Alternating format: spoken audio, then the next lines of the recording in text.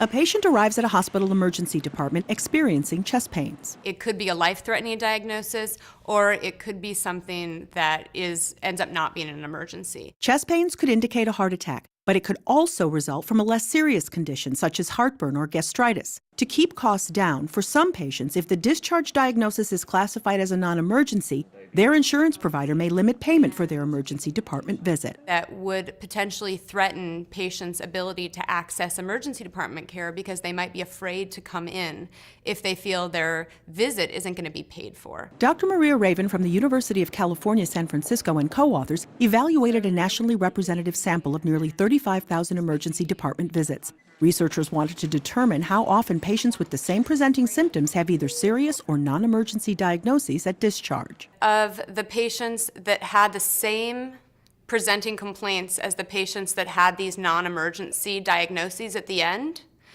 a substantial portion needed to be admitted to the hospital.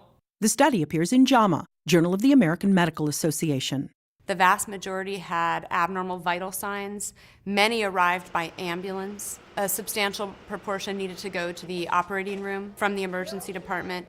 More than 12% of all patients with presenting symptoms that were similar to presenting symptoms of patients with non-emergency emergency department visits were admitted to the hospital, and just over 11% needed immediate care. Researchers say a hospital emergency department is a vital component of the healthcare safety net.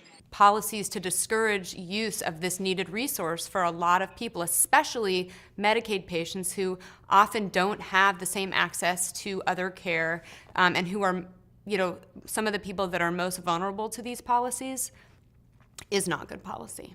Catherine Dolph, The JAMA Report.